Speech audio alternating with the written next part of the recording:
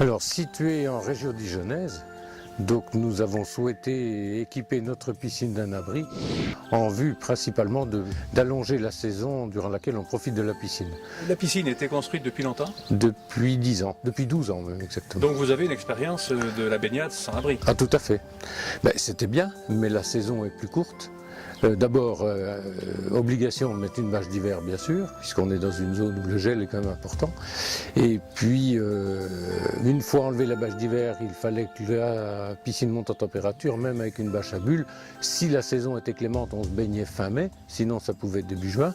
Alors que là, elle ne descend. Bon, elle baisse pendant l'hiver parce que je n'ai pas jusqu'à maintenant souhaité la chauffer, quoi qu'on pourrait le faire. Mais l'abri n'étant pas lui-même chauffé, donc on en éprouve moins le besoin. Mais cette année, on se baigne depuis début mars sans avoir chauffé du tout. Et puis avec de l'eau, à partir de 22-23. Et l'année dernière, nous sommes baignés jusqu'à fin octobre. Début mars donc 2011, où il a fait très chaud, l'eau prenait 2 degrés par jour. Donc on est passé de 12 à 20 dans l'espace de 8 à 10 jours. Alors l'entretien est très différent. Alors déjà, nous la couvrons beaucoup moins, donc une un peu plus importante consommation de chlore.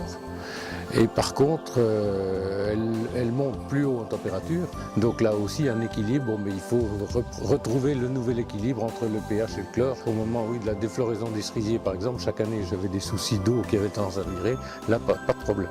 Nous voulions couvrir la piscine, mais qu'elle s'intègre à cette avancée couverte que nous avions fait, qui est relativement élevée. Et c'est là où nous avons eu des difficultés à trouver un fabricant qui accepte de se plier à ces contraintes. Oui, parce que nous voulions à la fois un abri qui se découvre et qui soit relativement haut. On veut souvent vous vendre du clé en main facile à poser, et là, ce n'était pas le cas. Sur le plan du fonctionnement, vous avez mis des moteurs? Oui, absolument. Oui, avec une plaque photovoltaïque. Donc c'est totalement indépendant. Donc ça s'ouvre, un moteur sur chacun des côtés, et ça s'ouvre en télécommande et se referme très, très facilement.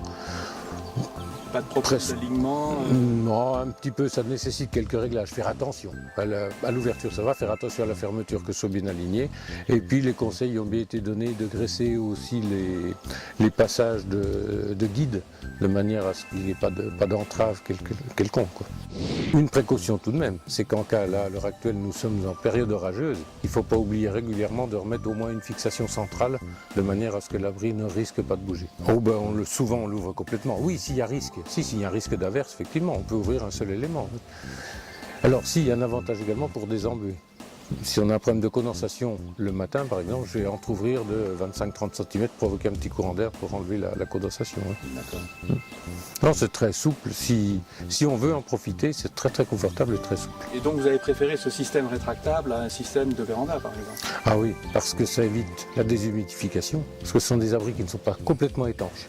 Donc vous avez toujours une petite circulation d'air qui évite la déshumidification. Comme l'abri est appuyé contre la maison, moi je craignais des remontées d'humidité dans la maison, ce que l'on n'a pas du tout. Vous avez dû faire une déclaration de travaux? Ah oui, absolument. Ça s'est passé comment? Très simplement, mais c'est un système qui est rodé et effectivement maintenant c'est considéré comme surface habitable, mais c'est simplement une autorisation de travaux et non pas un dépôt de permis de construire. Quelque chose à ajouter pour votre défense? Oh, pour ma défense, non. Moi, j'en suis très satisfait, donc je serais même plutôt riche en compliments sur la réalisation qui a été faite de cet abri. C'est vrai ça? Tout à fait.